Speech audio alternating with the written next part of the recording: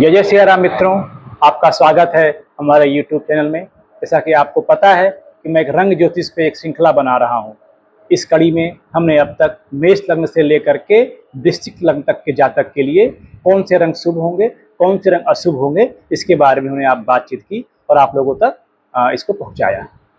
अब आज इस सीरीज में हम बात करेंगे धनु लग्न के बारे में कि धनु लग्न के जातक के लिए कौन से रंग, किस रंग के कपड़े या वस्तुएं उनके लिए शुभ होंगी, उनको अपने जीवन में उसको अपनाना चाहिए, और किस रंग के कपड़े या वस्तुएं उनके जीवन में अनुपयोगी होंगी या उनके जीवन में एक नकारात्मक ऊर्जा बढ़ाएंगी, इससे उनको दूर रहना चाहिए।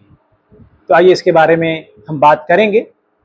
जैसा कि मैंने बताया था पहले ही कि हर कुंडली के कुछ योग कारक और कुछ मारक ग्रह होते हैं। पहले उनको जानना बहुत जरूरी होता है कि हमारी कुंडली में कौन से ग्रह योग कारक हैं और कौन से ग्रह मारक हैं, ताकि आप उनके हिसाब से अपने उपाय को प्लान कर सकें।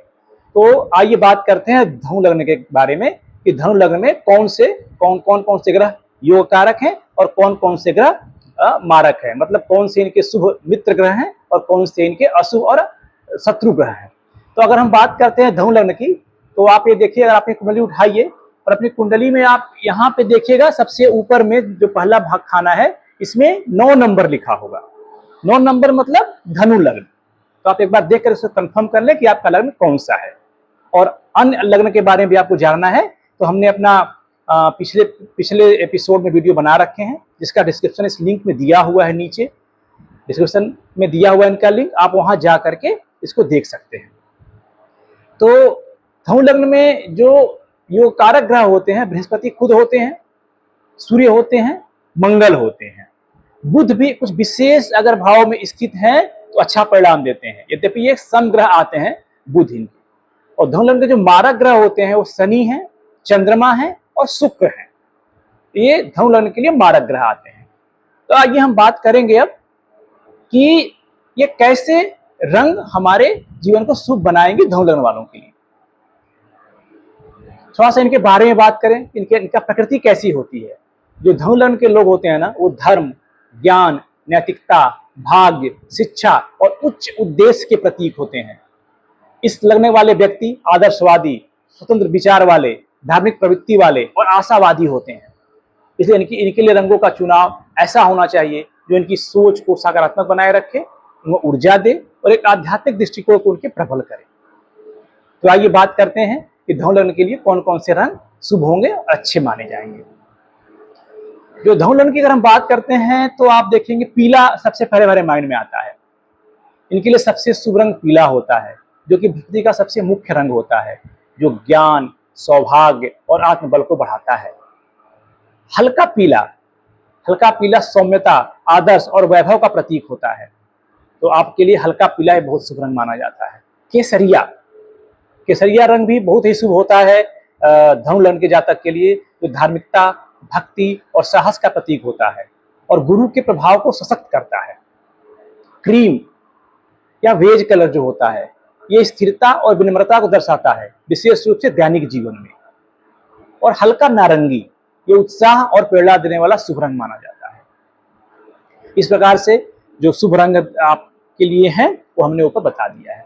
इसके बारे में मैं नीचे डिस्क्रिप्शन में भी डाल देता हूं, अगर आप चाहें तो वहां जाकर के इसको पढ़ भी सकते हैं आप कि आपके लिए कौन कौन से रंग शुभ हैं।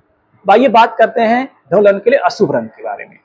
इनके लिए काला रंग अशुभ होता है, क्योंकि शनि और राहु से संबंधित रंग होता है, जो बृहस्पति के रंग का विरोध करता है और नकारात्मकता ला सकता है आपके जीवन में।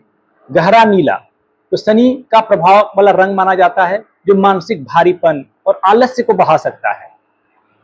गहरा लाल, ये मंगल से जुड़ा रंग है, क्रोध और उग्रता ला सकता है आपके जीवन में, जो कि धनु राशि की शांति प्रिय प्रकृति से मेल नहीं खाता है, क्योंकि मंगल उग्र हैं और धनु और बृहस्पति शांत हैं, गुरु हैं, तो इसलिए इनके प्रकृति से मेल नहीं खाता है। धूसर रंग, जो ग्रे हम बात करते हैं, धूसर रंग क्या होता है धनु लग्न वालों के लिए ना, एक अनिर्णय और असमंजस को जन्म दे सकता है, इसलिए आपको इससे ही बचना चाहिए, ग्रे कलर से भी आपको बचना चाहिए। अब आते हैं हम दिन के हिसाब से आपको कौन कौन से रंग की वस्तु या वस्त्र धारण करने चाहिए और किसका आपको बचाव करना चाहिए। सोमवार के दिन आप हल्का पीला अगर कपड़ा पहनते हैं तो अच्छा है। आपके लिए सोमवार के दिन आप सफेद या क्रीम कलर भी पहन सकते हैं, ऑफ वाइट जिसको बोलते हैं, एकदम सफेद नहीं, ऑफ वाइट, और आप हल्का पीला पहन सकते हैं।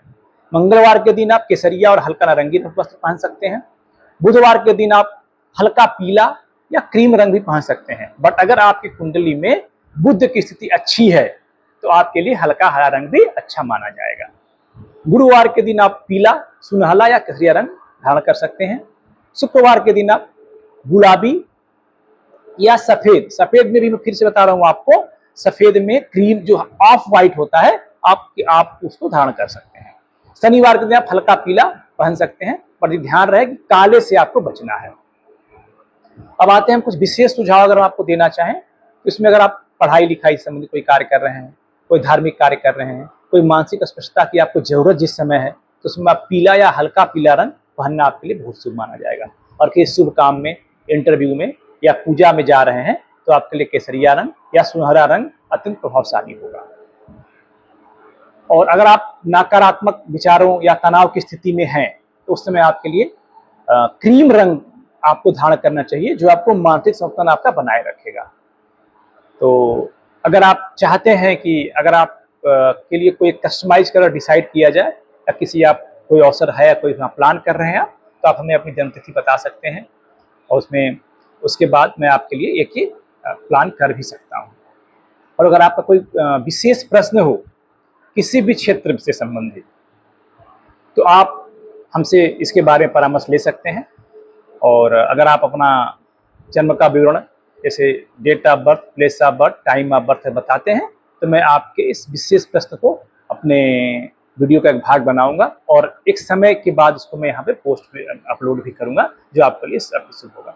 और थोड़ा सा आप लोग अगर आपको हमारे द्वारा दी गई जानकारी अच्छी लग रही है तो इसको प्लीज़ लाइक जरूर करें। और अगर तक आपने हमारे चैनल को सब्सक्राइब नहीं किया है, सब्सक्राइब कर लें और इसको दूसरों तक भी पहुँचाएँ ताकि दूसरे लोग भी इससे फ़ायदा उठा सकें। तो बस आज के लिए इतना ही। धन्यवाद। भगवान भोलेनाथ आपके लिए कृपा बरसाएं। आपका दिन शुभ हो। नमस्ते।